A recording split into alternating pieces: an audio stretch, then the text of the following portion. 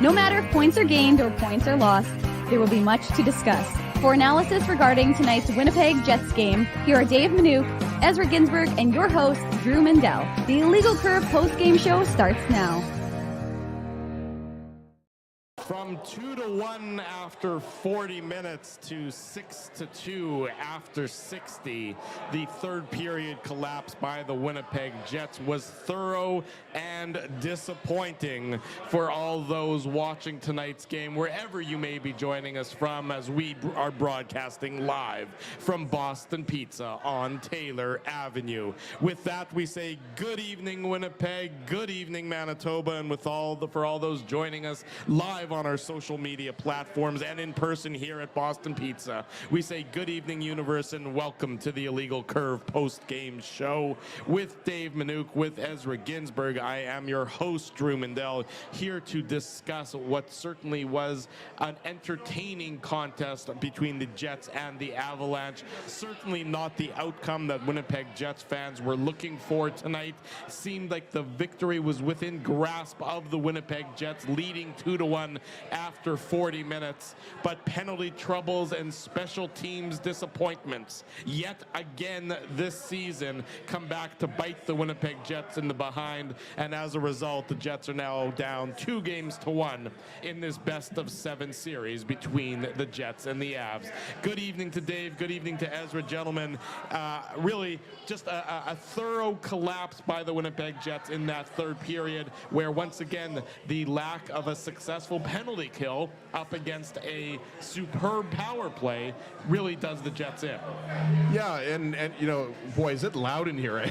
Like a lot louder than the regular season games we did here at Boston Pizza Taylor, but great crowd. But yeah, you're absolutely right, Drew. It was looking pretty good through 40 minutes, and you know, after the Mason Appleton tripping penalty, and then obviously followed by the Gabriel Velarde double minor for high sticking. I mean, this game turned around quickly early in the third period, like you said, with I think the 6th or 5th ranked power play during the regular season, right? So look, the Jets did not generate really any offense. Part of that in the third period, part of that was because of all of the penalties. I mean, they were on the penalty kill for half of the period, right, boys?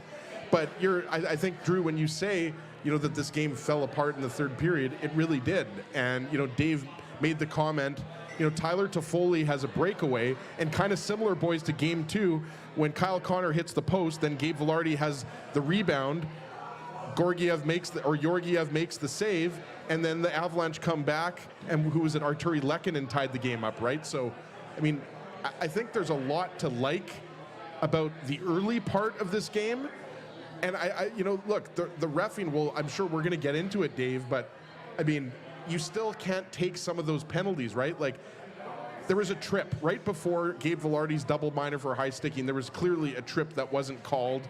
And then I still don't know how you review something that wasn't originally called. But, I mean, a really disappointing result for the Jets, because it was looking like the first period, I thought it was pretty even, right? And the second period, I think, you know, there was a lot to be desired in terms of, you know, the Jets didn't generate enough offense. They were pretty badly outshot in the second period. And then it just went from bad to worse with the penalties and the power play goals for the Avalanche, right? So, I mean, they're in a hole right now, but there's still a lot of hockey left in this series, boys. Well, the problem with that so far, Ezzy, and you're right, it is only a 2-1 game, and it's not to say that the series is over and that the Jets aren't going to show up for Game 4 on Sunday afternoon.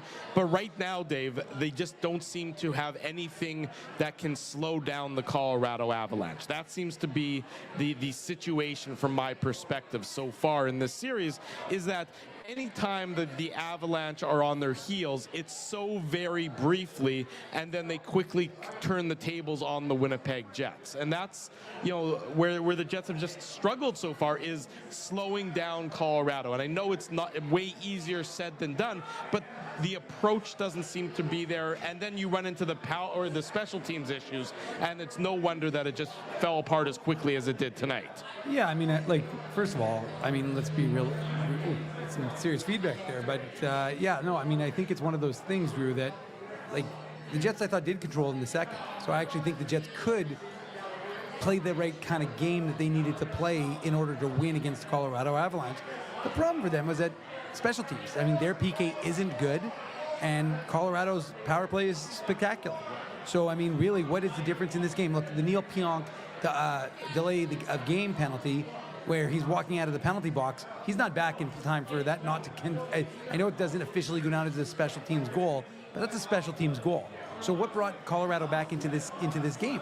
It wasn't their 5-on-5 play. Right. It was the special teams. So that was the whole difference in this game. I mean, to me, people want to shit on the Jets. That's fine. You can. We don't work for the team. But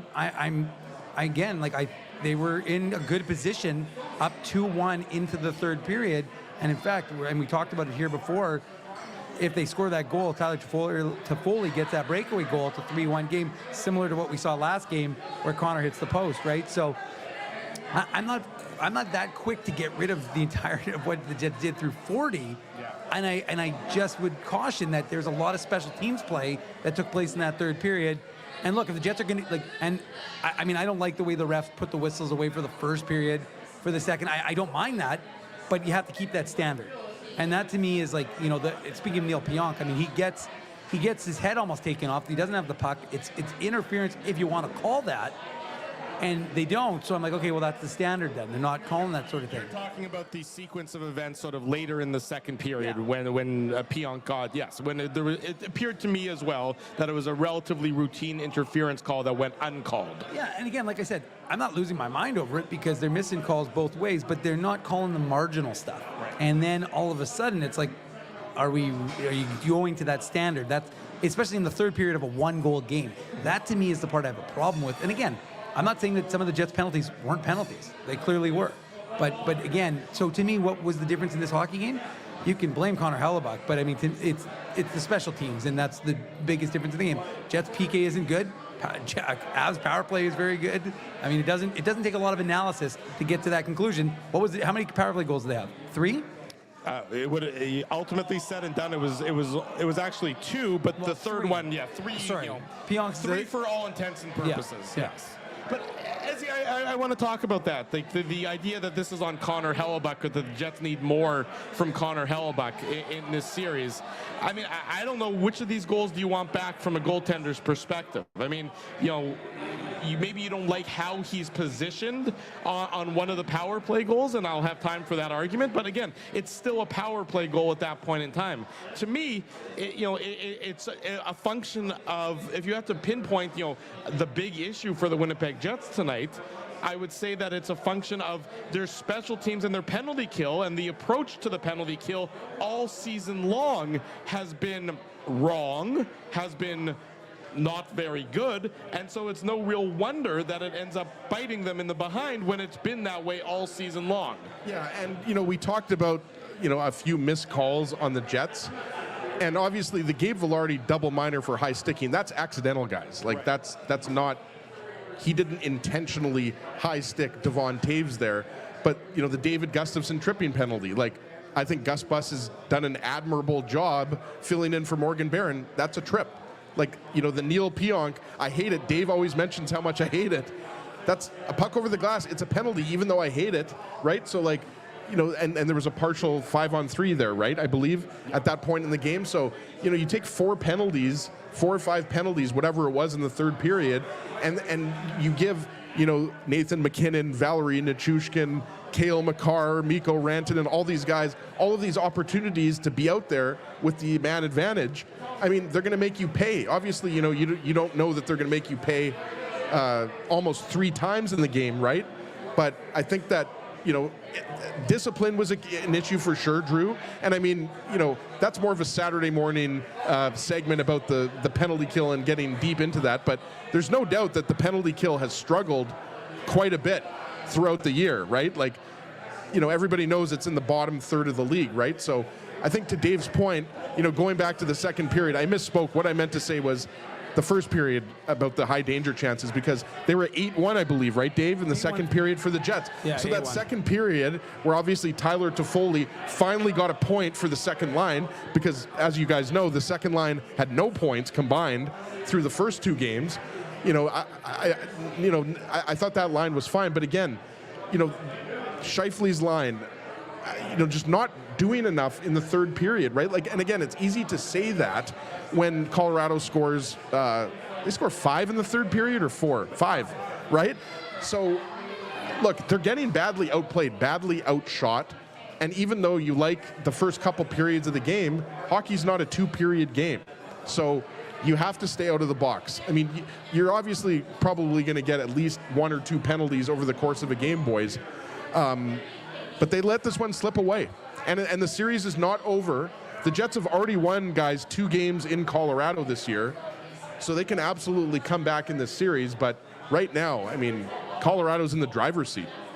Colorado certainly is in the driver's seat. This is the Illegal Curve post-game show. Drew Mandel, Dave Manouk, Ezra Ginsburg with you on this Friday night. We're live at Boston Pizza on Taylor Avenue. As you can see in the background, tons of people here still hanging around, listening to the post-game show, finishing some beverages. It was a great atmosphere here for the Illegal Curve watch party of Game 3. The result not being what everyone was hoping for, of course. But you know, this game, the third period, to your point, Dave, the second period was probably the best Jets period in terms of structure of the series so far. And that's why they get rewarded. They get the 2 goals in the second period. They were down 1-0 after 20. They come back, they get the 2 goals in the second period. You have a 2-1 lead. Your structure is good. You look like you are, your game resembles what you want it to look like. Then the penalty trouble, and the third period is just always played on the special teams. There's no real 5-on-5 hockey to be played to speak of in the course of that third period. So it's a wonder. I mean, and you give a team like Colorado with all their firepower chance after chance after chance after chance, eventually it's going to bite you. And that's exactly what it did to the Winnipeg Jets. They didn't get a chance to piggyback that second period, that quality second period, with a similar quality third because of the penalties and the poor special teams. Yeah, and again, we're not suggesting here, we're not looking at this through Jets colored glasses, that the Jets, some of the penalties weren't penalties. We're not saying that at all. And the only one that's questionable, the only penalty that was questionable was the first one, the Appleton one, because that one is probably not a penalty based on the standard that the officials had interpreted in the second period. And then again, from the Jets' perspective, the Velarde call, the double minor, the Jets would say, and Rick Bowness was fired up about it, would say, but that's right, that Kyle Connor was tripped before that happened, and as a result, if they call the trip, which was fairly blatant, Velarde doesn't take the double minor for the high stick. So that's the quibble with the officiating. The old Bud Forest standard. But I guess what it comes down to, Drew, and I don't disagree with it, but I just think that, again, like I said, this isn't one of those situations where, the Jets put themselves into the position, and like I said, you just cannot, even if you want to say you're against the refs, and the refs are giving it to the Avs unfairly, if that's your belief system, then, again, you just can't allow yourself to be put into that position. And guys did, and as a result, I don't know how someone can say the Jets didn't outplay the Avs in the second period when they had, again, it doesn't matter about possession. It's about, in this instance, it's about where were the Avs taking their shots from.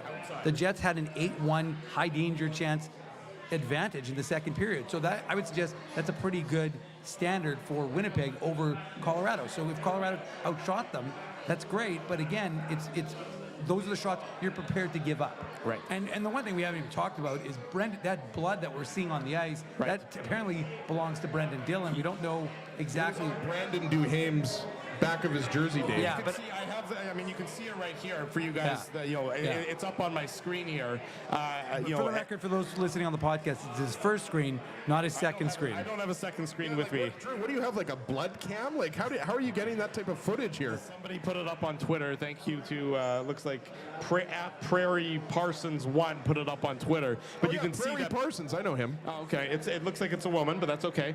Her. Yeah, there you go. But you can see that Brendan Dillon's hand got cut, in the course of the end of games. He was punching somebody, I think. No, I think he got cut by a skate, is what it was. It looks like it's a skate blade got him, and his hand is, it looks fairly mangled. So, who knows about his status? We're not going to speculate at this point in time, but, it certainly looks like he's going in for some stitches, I would imagine, at the very least. The good news is the Jets have 2 defensemen that are ready to come into the lineup, but they're not Brendan Dillon.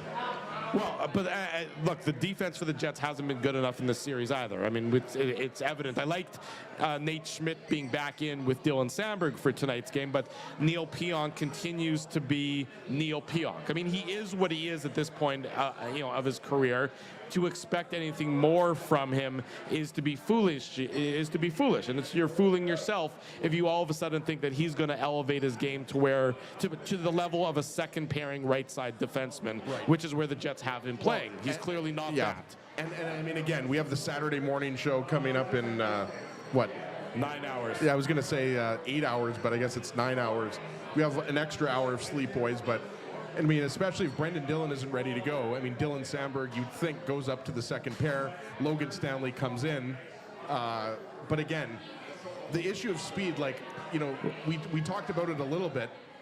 Through a couple periods, guys, like the Jets were doing a pretty good job of keeping this a low-scoring game. And, like, let's not forget, it was 2-1 after 2 periods, right? And we talked about one high-danger chance. And I forget if it was one penalty in the second period, or maybe that was just it was one in the one in the second period. It was Adam Lowry had the slashing penalty, right? Got it up here on NHL.com. Thanks for bailing me out, Dave. But I think that when you have a situation in which you take some penalties, Colorado scores a power play goal, and then it just quickly fell apart. So it's still an issue with the speed, but I think, the Jets were doing a much better job. You saw both Morrissey and DeMello when they were out there against the McKinnon line. You could see that they were trying to gap up and, make sure that they were taking away their speed in the neutral zone as much as they could, right? But it's a tall task right now, guys. Well, that's the question. They have home ice, and you've got to win 3 of the last 4. Well, and that's the question: is can the Jets sort of flush the result of tonight and find a way to get the split in Colorado? Because if you get the split, you regain home ice advantage. You still have the 2. If it goes 7, you would have 2 of the 3 on home ice in Winnipeg.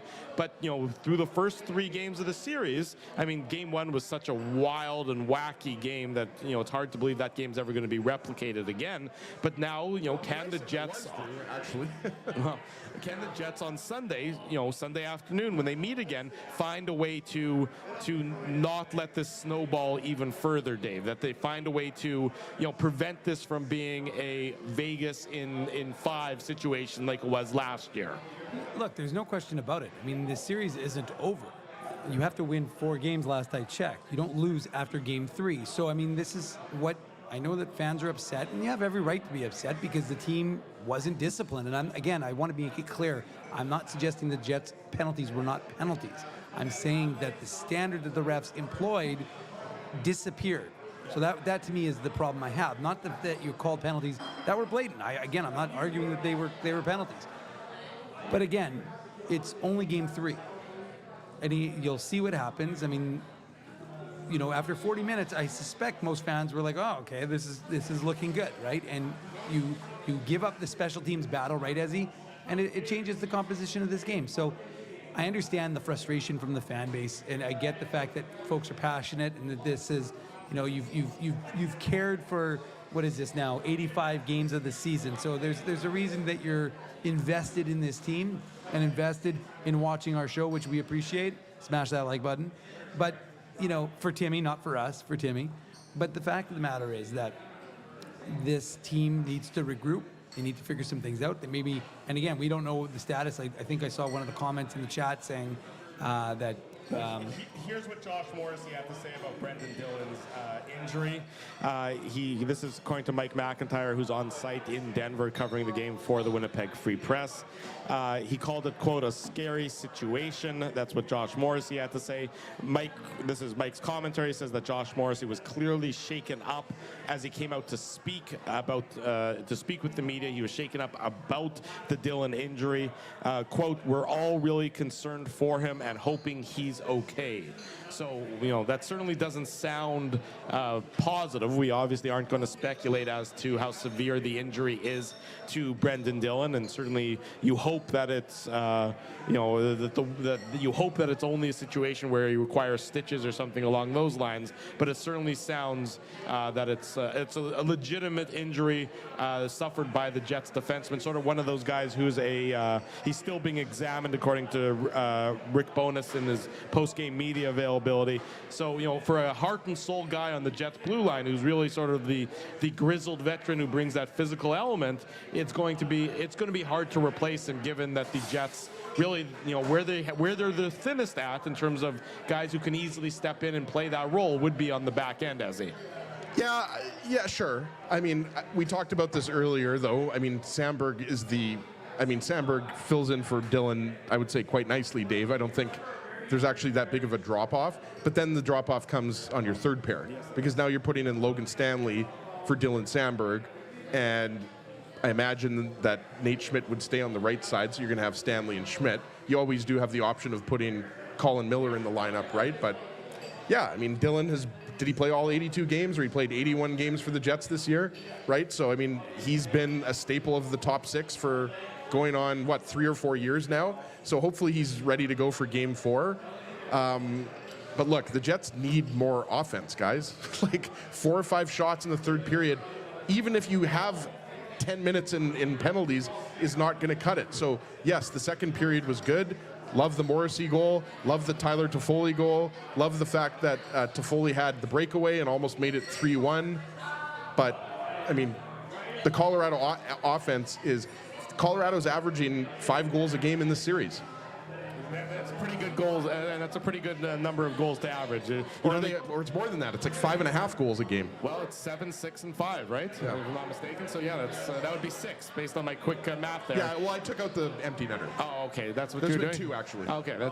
Thank you. I didn't realize you were doing your funny math when you're doing averages, but I appreciate it nonetheless. Math. Shout out to Rick Ralph. That's there you what go. we're doing. The Avs did open the scoring in tonight's game. It came at the 11:18 mark of the first period. Zach Parise getting his second of the season, assist to Josh Manson and Casey Middlestat. And in this instance, again, it was similar to what we had seen in games 1 and 2, in that it's a very easy zone entry for the Avs here, Dave. It's too easy. Scheifele and Dillon, I think there's some miscommunication there. They both take one guy, and it's not neither of those, but they still are soft on the zone entry. So if you both want to take one guy, that's fine, but you got to step up and do it at the blue line before he's already in the zone. They step up and try and take the one guy, but he's already 3 feet inside the blue line, which doesn't really help very much. The puck moves around. Manson with the shot, and then Zach Parise, like I said, gobbles up the rebound. Good first save by Connor Hellebuyck. Can't blame him on the second one, I don't think.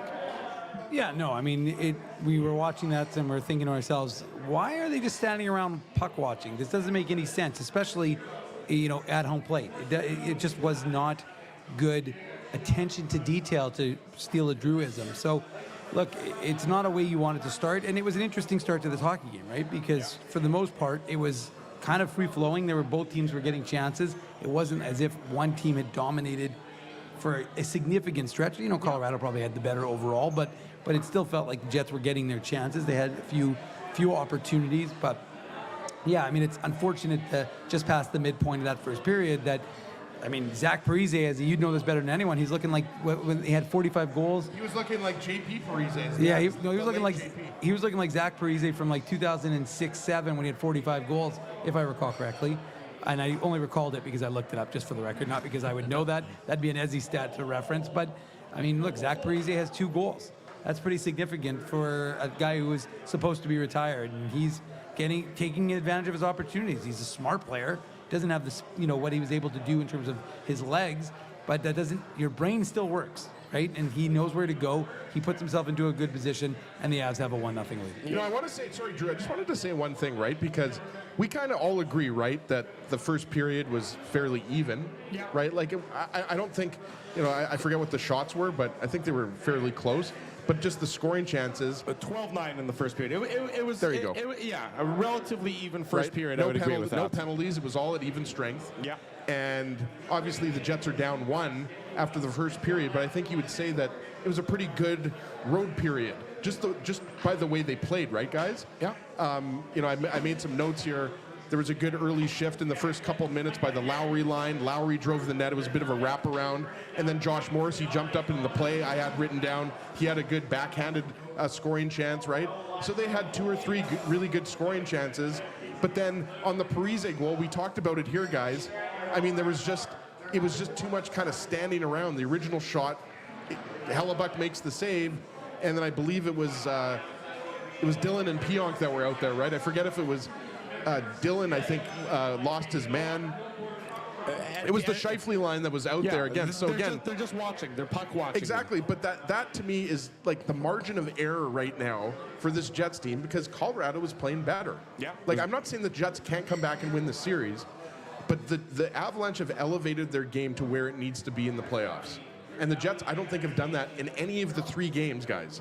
Like, let's not forget how many of those goals in the first game came in a small amount of time, right? So, like, we talked about the first 10 minutes and the last 10 minutes were shaky for the Jets. The middle 40 were good, right? Yeah. But, like, that's all it takes, right? And I agree with Dave. Nobody really thought Zach Parise would have 2 goals in the first 3 games. He's not playing on the top line now, obviously. Nichushkin is. But, I mean, with Drouin out, Drew made the point. Not Jonathan Drouin, Jonathan Drew Mandel made the point that, that's an opportunity for a guy like Parise. And even though he's 39 years old, he's obviously kept himself in good enough shape to still play in the show, right? So I just feel like that the Jets defense, team defense, is more shaky than Hellebuck's goaltending. And I realize, I agree with you, Drew. I think it was the Nichushkin goal where Hellebuck was sliding and he was out of position. Yeah, but he's just, right? I mean, he's a little out of position, but he's showing the desperation. It's not that he's out of position and the puck is to the outside, and it's not like he's, I don't think that he's out of position because of poor structure. I think he's out of position because he's desperately trying to get back and stop the inevitable goal that he could see happening. Yes. That's the difference between the two. Look, the numbers for Connor Hellebuck look awful. I don't dispute that. But anybody who watched this game, I just don't know what they expect from Connor Hellebuck at this point. I mean, if you want to, rank your concerns for the Winnipeg Jets, the special teams, the penalty kill, is the top concern. And I know that the adage is that the best penalty killer is the goaltender, and your goalie has to be your best penalty killer. But the Jets are getting broken down so easily on the penalty kill that the goalie would have to be superhuman to do anything along those lines. Now the problem is that as we sit here, to Dave's point, in game 85, the penalty kill has been an issue the entire season, and the Jets have not either changed it or been able to do what's necessary to fix it. Whether it's a strategic approach, whether it's coaching, whether it's personnel, whatever it might be, it's too late at this point, unfortunately, to choose it. But when you're going to do the post-mortem of this Winnipeg Jets season, whether that happens on Tuesday after Game 5, or if the series goes longer, or even if the Jets win this series and move forward to a different different round, or wherever the series, the playoffs end, ultimately, you're going to have to go back and say the penalty kill that we employed this year in its entirety was not good enough. And it's going to, I think, unfortunately, probably cost them this series. I do believe that it's going to ultimately be one of the differentiating factors between who wins and loses this series between the Jets and the Avs. And I think you're right. And I think the power play was also an issue for the most of the year. And what was the big difference, guys? Gabriel Velarde, right? When Gabe Velarde was out of the lineup, it's like the Jets' power play didn't function like it should. And your power play shouldn't struggle that much when one player's out of the lineup, right, Dave? So I think that the penalty kill, the amount of penalties that the Jets are taking, that's an issue. But I also go back to the fact that, you're not creating enough offense throughout the course of a game. You might be doing it in one period, or you might be doing it for half of a period. But, guys, it's not like Scheifele, Connor, and Velarde, or Monahan, Toffoli, and Ehlers have dominated any of the 3 games, right? Like the middle stat line was a line where you would say the Jets have the advantage. Yeah. The Jets brought in Sean Monahan and Tyler Toffoli before the trade deadline to beef up that second line, and it ultimately pushed Cole Perfetti out of the top 12 because Perfetti at that time was on the fourth line, but that moved Vlad Nemesnikov down to the fourth line, right? So that's a big issue for me too in this game. Like, again, you generate 4 or 5 shots in the third period. You were outshot basically 2-1. What were the shots? 42-23 or something? The Jets have been outshot by 10 to 15 shots every single game in this series. So all I'm saying is, like, it's not just the special teams. It's not just the goaltending. The Jets are getting outplayed in every single area. The speed of this series, Dave. I mean, let's talk about that briefly here as we recap Game 3. The Jets losing 6-2 to the Colorado Avalanche. The Jets had a 2-1 lead after 40 minutes. They give up 5 unanswered as Colorado dominates on the special teams. This is the Illegal Curve post-game show. Drew Mandel, Dave Minuk, Ezra Ginsburg. It's now Saturday morning. We're live still at Boston Pizza on Taylor Avenue for the Illegal Curve watch party and the Illegal Curve post-game show. Should I order a fishbowl, boys? If you want, you can order a fishbowl. I mean, it's up to you. You're a big boy. I mean, I don't know if it's Fishbowl Fridays anymore, though, because it's technically Saturday. That could be. So, I mean, it might be Aquarium Saturdays. I'll ask Zoe if she can hook me up with a fishbowl. Okay. But Dave, the speed, through 3 games, it seems like the speed of the Jets just isn't there. It's not at the same level of the Colorado Avalanche, and we knew it wouldn't be at the same level of Nathan MacKinnon because his speed is fast forward compared to most of the entirety of the league. But it still seems even the secondary guys are a step behind and are a step slower than maybe you'd expect them to be throughout the series and expect them to be successful, I would say. Look, there was a lot of time in that first period, Drew, where we were watching this game and we're thinking to ourselves, what are the Jets doing? Every time they got the puck, I'm thinking that one sequence where they tried to get it out of their zone 3-4 times. They kept putting it into the neutral zone and just putting it into spots that didn't facilitate their players to A, shift, and B, put them in a position to at least, push into the Colorado zone. So, again, it's the defense not making good passes up to the forwards. It's the forwards making bad decisions.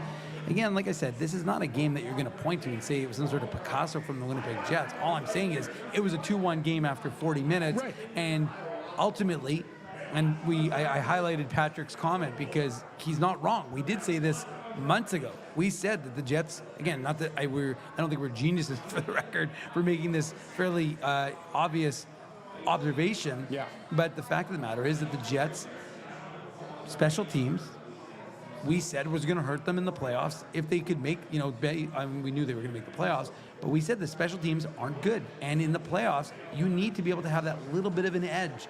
Colorado has an edge. Colorado's, think about it. How did Colorado win this game? They won because they're special teams. Yeah. At the end of the day, you can say whatever you want, but this game, I know that obviously, like I said, it was only 2 goals officially that were special teams. Yeah. But what really broke this game open were the special teams, right? I mean, let's be realistic. So, I mean, that to me is what changed the nature of a relatively close hockey game to a different one that completely flipped its script. And again, you can blame the Jets for being undisciplined. I wouldn't blame you for feeling that way. But ultimately, like I said, that to me was the difference. And there were a number of other things that we're going to outline throughout the course of the game as we break down the goals. But to me, that is the most glaring. The only problem, I agree with you, Dave, that today it was the special teams. The only problem I have with the first 3 games is the Jets haven't won the even strength game in the first 2 games. So that's the issue here that I'm talking about. The Jets are not... They're getting outplayed in all facets of the game. Exactly. I'm not just talking about tonight. Dave is 100% right. Tonight, the penalty kill did the Jets in. Taking all those penalties in the third period and allowing the Avs to score 2 goals, but then a third goal that was shortly after the penalty expired. I forget if that was the Neil Pionk penalty. Doesn't matter. But the Jets are not winning any, there's not one area you can point to in the first 3 games that you would say that the Jets are doing better than the Avalanche, even in the first game, right? We talked about that first game, Georgiev's save percentage was .685 or whatever it was, even though I don't necessarily know all 7 goals were his fault. The Jets played really well, Adam Lowry in particular, but that definitely causes for concern, and I'm with Dave. I'm going to be the glass half full guy. I think I am generally in life, and I'm going to be that guy with the Jets. The Jets still have enough games left in this series. Obviously, if the Jets go down 3-1, I think that'll probably do it. I don't know if the Jets can win 3 in a row, right? But right now, I think, it's gut check time. I hate to use a cliche, but I mean, this is the season. Like, you traded a first-round pick to get Sean Monahan. You traded a second-round pick to get Tyler Toffoli. The slogan of this team is "We're all in." So getting out in the first round is not going to cut it here. So the Jets have to turn this around, and they have to turn it around quickly. It would be Captain Obvious, Dave, to say that Game 4 is a must-win, right? But it is. It's no question about that. That is very true. Sunday afternoon, Game 4 between the Jets and the Colorado Avalanche. Of course, tomorrow morning, 9 a.m., or I guess it's actually just later this morning, in about 8 hours and 40 minutes time, the Illegal Curve the Illegal Curve Hockey Show. 9 a.m. here is what we'll be talking about the Jets and the Avs. We'll be joined by Jim Toth. We'll be joined by Megan Angley, who covers the Avs as well. So plenty of Jets talk coming your way. And then, of course, the post-game show Saturday afternoon following the Jets and the Avs Game 4. I mean, a lot of the talk is, Alexander Georgiev is back. He's fine. The Jets, he's not an issue of concern for the Colorado Avalanche anymore. Well, I mean, we all saw the Jets' first goal of the game. The Tyler Toffoli goal was probably just a horrendous goal from below the goal line. So, I mean, the problem, again, for the Jets, I don't believe the Avs' goaltending problems are solved. The problem is the Jets haven't had the puck enough in order to take advantage of that thing. Well, the one thing you mentioned, Drew, when we were watching the game was the Avs block all the shots. Right. So the Avs are getting shot through on Connor Hellebuck, but they're not allowing the Jets to get any shots through on Georgiev. So that is a huge difference in this hockey game, and it was definitely evident as we were watching it. So you're watching the Avs collapse. They're aggressive, and like I said, that's what you saw. But the Jets are able to take advantage, and you're right. This is not a great play in terms of the goals. It's not one that he's going to be happy to have given up, because I think Toffoli was basically already past the goal line when he scored. So it's not again, but it's what the Jets need to do, right? You're playing against a goalie who played, his numbers were good last game, but ultimately you have to say, we need to take advantage. We need to shoot pucks on this guy and get him in from anywhere, because he doesn't have, it's not like he was just had a bad game 1, rebounded well in game 2, and now you're back to a guy who's going to win a Vezina. For the last month, he has not been a good goaltender for the Colorado Avalanche, and we thought that had Jussi Annan had been healthy. Yeah. He backed up tonight, but had he been healthy, there was some thought that he would have been the goalie in game 2.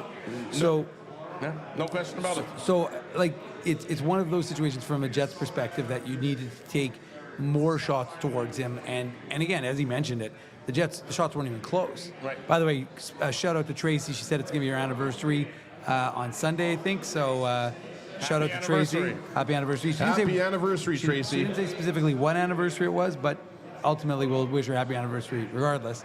But look, it's a tough situation, because the Jets finally get some luck. Yeah. You finally get what have we been hearing for 3 days now? We need some puck luck? No, we need goals from the second line. Right. We need the second line. That's funny, by the way, Drew. So the only thing is, I'm not sure if Drew was joking now. I don't think he was joking. But the point is that you've got Rick Bowness has been saying it for a while. And look, we said it. And we said it to each other. We were talking, you need more from Nikolai Ehlers. You need more from Sean Monahan. You need more from Tyler Toffoli. You acquired 2 of those 3 guys. You acquired them because you need them to be able to produce. You didn't acquire them to be a really good regular season team. Right. You acquired them because you need to produce in the playoffs. And again, like I said, if those guys want to make the big dollars, Tyler Toffoli wants a multi-year deal next year from some team. You're only going to get it if you can actually produce in the playoffs, if you can be a playoff performer. And so he does, and they get the goal, and it's a nice zone entry by, I think it was Ehlers who had the puck at some point, and they all worked hard to get that puck going within the zone, and we finally started to see it. You could feel the momentum a little bit in that second period returning already in the Jets' favor, and then Toffoli just does the smart thing. He's in tight, let's be realistic. I don't think he's trying to score. He's probably just trying to create a rebound. Yeah. And he ultimately scores and gives the Jets the 1-0 goal. And I'll tell you, Boston Pizza, they went crazy in here. They definitely did go crazy in here, and they only went a little bit crazier, by which I mean a lot more crazy, when Josh Morrissey made it 2-1 for the Jets, as Morrissey's second of the playoffs, assist to Scheifele and Monahan, this coming at the 10:50 mark of the second period. A power play goal for the Jets. So the Jets' power play did succeed in this game. It's just the penalty kill that was the serious problem. The goal by Morrissey is our Seagram shot of the game. the Seagulls' shot at the game.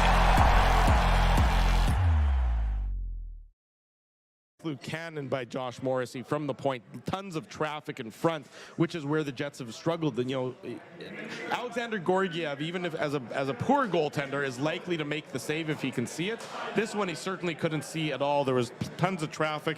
Sean Monahan was in the way. Gabe Velarde was in the way. I think Josh Manson was in the way as well. And what you like on this one is the Jets moved it around very well from the zone. They had a good puck retrieval, good puck support that eventually let Morrissey tee it up from the top, from the blue line, the middle of the blue line, and he wired it past Georgiev to give the Jets the 2-1 lead. And they're feeling good at this point in time because they're playing their best period of the series so far in terms of structure and in terms of success, Ezzy. Yeah, and you were really excited about that puck retrieval by Monahan, by the way, but if you want to show a kid how to properly screen a goalie, show them that goal Gabe Velarde, Dave.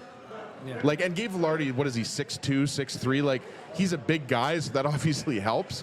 But it's just the commotion that he creates in front of Georgiev, right? So, but it's also, how many times, guys, have we seen Josh Morrissey put that puck exactly where it needs to? We've said he's the master of the low wrist shot from the point on the power play, right? So you're right. I mean, the power play did its job. I mean, you don't expect the power play to score 2 goals every game. You hope that it scores 1, and that's what they got. And at that point in the game, it wasn't exactly a comfortable lead, but the Jets were taking advantage of their opportunities. It was just a smart, well-executed goal by Morrissey. And, again, it goes back to what I said. I am 100% in line with Dave here. It was a much better game at even strength for the Jets. But I just didn't like the third period at all, right? And the penalties are a big part of it, and the penalty kill is a big part of it. But, where was the pushback with 5 or 6 minutes left? Well, the problem is, Colorado gets the 2 goals early in the third period to take the lead. It comes at 2:11, and then 2 minutes and 28 seconds later. So McKinnon at 2:11, Nichushkin at 4:39. Both of those power play goals, and then the Jets, it gets back to being a bit of a 5-on-5 game for a bit, and the Jets have an opportunity, and then they're pressing, and they get a little bit of zone time, but then it's a bad turnover by Mark Scheifele. And this is really the back-breaking goal. This is the one that makes it 4-2. It's Arturi Lehkonen getting his third of the series, assist to Casey Middlestad and Devon Taves, it coming at the 8:11 mark, and it's just a bad turnover. And then Dylan DeMello is the defenseman back, and he looks like he catches an edge, and he stumbles a little bit. So what was going to be a 2-on-1 is now almost a 2-on half because DeMello is now struggling to get back in the play. Scheifele is trying to get back, and it's just too little too late for the Jets to get back and break it up, as it's a great pass by Middlestad to Lehkonen, who beats Hellebuck. Again, no chance for Connor Hellebuck on this one. It's just a bad turnover by Mark Scheifele at the blue line, the offensive blue line, when the puck needs to go. It needs to go in deep rather than going east-west on this instance, Dave. Yeah, the too bad stack was a little unusual from Connor Hellebuck on that play, but I guess he's just trying to take away. He's desperate. Yeah, he's taking away the lower part of the net. But anyways, yeah, look, it is a series of unfortunate events. And, I know you kind of touched on them, but I mean, the big switch in this game, right? It's a 2-1 hockey game. They get 2 power play goals. Yeah. So a 2-1 game becomes 3-2 because of special teams. Within the first 5 minutes of the third period. Right. So I think I think it's significant. And as Drew, you mentioned Lehkonen, I mean, he loves Ezzy playing against the Winnipeg Jets, right? This is his, 100th goal, if you count when he played for the Montreal Canadiens. But, yeah, I mean, it's an unfortunate situation because it's a bad giveaway. I understand that the Jets are trying to get into this game, but it's a 1-goal game. Yes. And you're only down by 1. And there's a lot of time left. Yeah. I mean, while you don't like to give up 2 goals quickly in the third, the one benefit, I guess, it would be the fact that you still have a lot of time with which to come back in this hockey game. Right. So you don't need to do it all in one shift. You don't need to. You want to have a good shift, but you don't want to take a risk that, again, leads to a goal, because ultimately 4-2 seems a lot less, attainable in terms of comeback than 3-2. Right. Says, You have to keep your wits about you when it's 3-2 in this instance, Ezzy. You have to maintain your structure. You have to say, okay, we're done taking penalties. We played the second period pretty well at 5-on-5. We need to replicate that. Yes, we've had this hiccup in the third period, but let's go back to what we did successfully, in the second period. Try and recreate that, and then we can tie the game up because we're playing a goalie that we think we can score on. Yeah, but can we just stick on this goal here for a second? You just, again, I think Mark Scheifele's had a good series thus far. Maybe not his best game, but he obviously scored the beautiful goal in game 2. Yeah. Like Dave mentioned it, he whispered Devon Taves. He's the person who steals the puck. Like Gabe Vilardi drops the puck to Scheifele at the Avalanche blue line. And Vilardi, to me, Dave, just give it back to Vilardi. Like that extra kind of slowly, that's been kind of the story of the Jets really in this series so far, is just holding on to the puck, but in the wrong situations, you just can't make that turnover. And then the thing that bothers me the most is that Scheifele is actually with Lehkonen, and he kind of grabs him, and then you mentioned earlier, DeMello stumbles. But Scheifele goes to kind of grab Lehkonen, and then he falls over. Yeah. So then he's out of position. Right. And he can't make a play. It's bad to worse. On Middlestat. Sorry, I couldn't remember who had the puck. He can't make. So Middlestat now has a 2-on-1 because Scheifele has fallen. You just, at that point in the game, to your point, Dave, what you were saying, when the score is 3-2 and there's still lots of time left in the game, you just simply cannot do that at this point in the season. And again, it's easy for me and it's easy for us and people watching at home to look at the replays and pinpoint this, but that was just horrible defending. And again, these turnovers, guys, this is the thing. I would have no problem if the Avalanche were beating the Jets because they were just the better team. And the Jets were playing well, but the Avalanche were playing better. And I think you've seen that a little bit in this series, but then you see these implosions we saw in the third period. You see the fundamental, you see a Colorado Avalanche team whose best players are performing better than the Jets' best players and also are just better than the Jets' best players. I mean, that's the reality of it, is that the Jets don't have a Nathan McKinnon and a Cale Makar and a Mikko Rantanen. Those guys are just such exceptional hockey players that when you're going up against them and you're trying to stop them, it's extremely difficult to do so, and you can't you can't even have a half of step of an error because before you know it, it's in the back of your net. And that's what the Jets are discovering the hard way, especially when it comes to the power play. I mean, that's where, the Jets have to have the mindset on Sunday afternoon that we have to not take any penalties. That has to be the mindset because the special teams, the penalty kill, is basically just, have been so bad that it's a goal or 2 goals for the Avs, and then you're climbing uphill at that point in time at 5-on-5 and trying to match your own special teams performance. You just have to find a way to, that has to be your mindset, unfortunately, is that the Jets can't afford to take any penalties. They knew they had to be disciplined against Colorado to begin the series regardless, but now through 3 games, it's even more evident that needs to be the case as, the special teams, again, it's just power play goal after power play goal in that third period for Colorado. Technically only 2, in reality 3, because Pionk just stepped out of the box, on the Ross Colton goal, which came at the 12:35 mark, and then to boot, the Avs get the shorthanded empty netter. So it's a sort of insult to injury, if you want to consider that. A disastrous third period for the Winnipeg Jets. They give up 5 unanswered. They lose 6-2 tonight in Denver. They try and lick their wounds and get back into the series on Sunday afternoon, a 1:30 p.m. Central Time. Weird time, but a 1:30 p.m. Central Time puck drop, 12:30 Mountain Time. I don't know who that benefits. I don't know who that hurts, but it'll be interesting to see what that weird early afternoon start time does for Game 4, something we can talk about in more detail on tomorrow morning's Illegal Curve Hockey Show, or I guess this morning's Illegal Curve Hockey Show coming up in 8.5 hours' time. Yeah, and I think I'll just say 5 straight penalties, 1 double minor and then the other penalties. I mean, it was the difference in this hockey game. It changed the composition of this hockey game.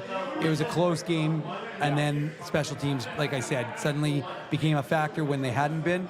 So it's unfortunate because it's what we're talking about as opposed to what had been an interesting contest between these two clubs. Yeah. We had KWB, Kenny's Water Bottles, comment up on the chat, and he's not wrong, right? You just said it, Drew, I'm going to reiterate it. If you're the Winnipeg Jets and you want to win this hockey game on Sunday and send it back to Winnipeg, tied 2-2, play at 5-on-5, which for the record, you're not dominating the Avs at 5-on-5, but you're much more likely to win a hockey game at 5-on-5 against Colorado than you are right now with the special teams. So that to me is, again, there's a lot of things that the Jets have to work on. I don't think, but also, let's also be realistic, because the one thing I think folks seem to forget, Colorado's a good hockey team. Like it's Colorado plays like this. The rest of the playoffs, they could win the Stanley Cup, and there's no, with the talent. Let's be realistic. Let's be realistic. I worry a little bit about McKinnon playing 25 or 26 minutes a game, though, for the entirety of the playoffs. But all I'm saying is just to me that it just seems like there's this lack of understanding that Colorado is a team that was competing with the Jets and Dallas for top spot in the Central, and they hit a rough spot, heading into the playoffs. But as we've talked about, it doesn't really matter how you're doing heading into the playoffs always in terms of playoff success. And look, you're looking at the Jets, who, as I outlined yesterday or 2 days ago, hadn't lost a game till April 23rd in all of April, and now they've lost 2 in a row. So, again, things can flip in a heartbeat. But if you're the Winnipeg Jets, you got to figure it out pretty quick. That they will need to do. We'll go to break. We'll come back. We'll preview tomorrow morning's Illegal Curve Hockey Show. Talk a little bit more about tonight's contest. Much more to come. Don't go anywhere. We're live on location at Boston Pizza on Taylor. The Illegal Curve Watch Party, the Illegal Curve post-game show rolls on what is now Saturday morning. You guys ever wish for a game changer in life?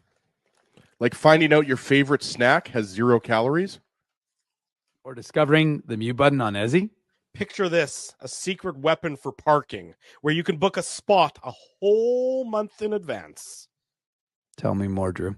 Pre-book your parking at really low rates, or maybe even for free if you use the code Illegal Curve. Free? What is this, sorcery? The Grid Park app. It's a real secret weapon that has affordable game day parking, and to sweeten the deal even more, I love sweets. Our listeners can use the code Illegal Curve to park for free. Holy Zamboni. Tell me about it. Just download Grid Park, GRYD Park, and use the code Illegal Curve, all one word, to park for free. Whoa, Ezzy, everything okay? You look stressed. Of course I'm stressed. We're moving, the house is upside down, the kids failed miserably at packing the fine china, and my life is in chaos. Chaos! Yes, that does sound like a problem. What am I going to do? Ezzy, relax. Rolly's Transfer Moving and Storage is the answer. With 60 years of experience in moving Manitobans and a track record of exemplary customer service, one call to Rolly's and your stress is gone. No job is too big or too small. Just visit Rollies.com and they will take it from there. Thanks, Dave, and thank you, Rolly's Transfer Moving and Storage, online at Rollies.com. Your coworkers love you because you always make them laugh. You're the life of the party with stories that have them rolling on the floor. Or maybe you're just the quiet one in the corner with the one-liners that just slay. Do you have what it takes to become Winnipeg's funniest person with a day job? Try your luck. Hit the stage at Rumors Comedy Club, and you could be walking away with $1,000 cash. Winnipeg's funniest person with a day job. Presented by Rumors. For all the details, head to rumorscomedyclub.com. The game can change just like that.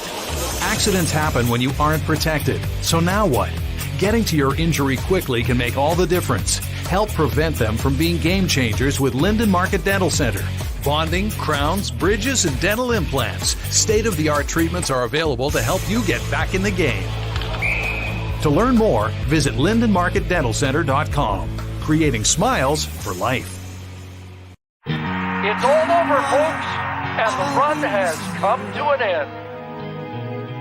You'll be so far away. A Canadian team hasn't won the Cup in over 30 years. And the Cup will stay south of the border. Maybe it's time we try something different. This playoff season, let's cheer with the fans we've always cheered against. Team up for the Cup at Boston Pizza.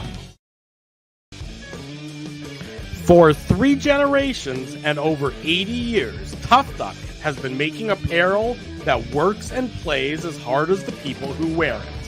From jackets to work boots and everything in between, Tough Duck's clothing can handle the harshest environments, even the Illegal Curve Hockey Show. Work to live, live to play. Visit toughduck.com.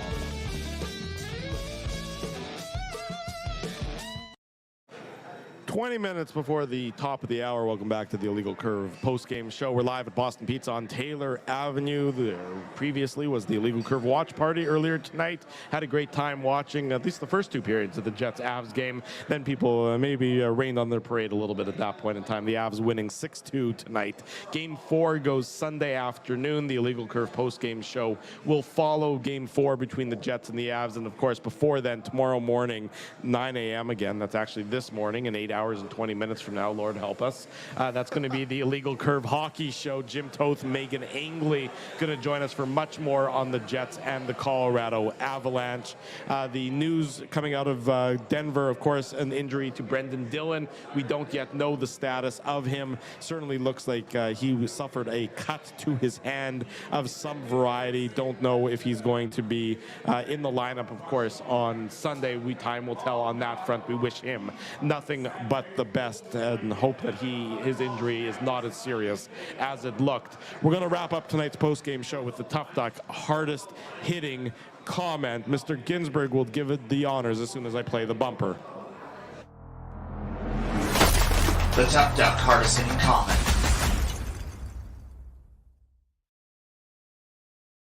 Ginsburg.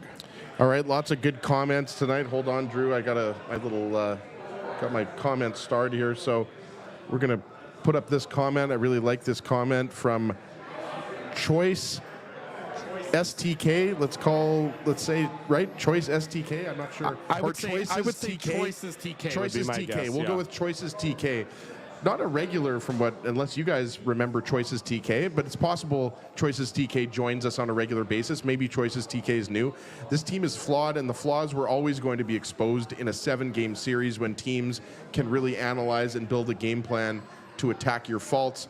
Bonus has to make the adjustments. I mean, I realized that tonight's game was really the penalties in the third period and the 2 power play goals that the Avalanche scored, but the Jets are going to have they only have 1 more game to really turn this series around, and they're going to have to get some of their scoring lines going, and they're going to have to figure out how to play better team defense in front of Hellebuck, especially if Brendan Dillon isn't available for Game 4, right, guys? Yeah. So Choices TK, send me an email, Ezra@illegalcurve.com, EZRA@illegal.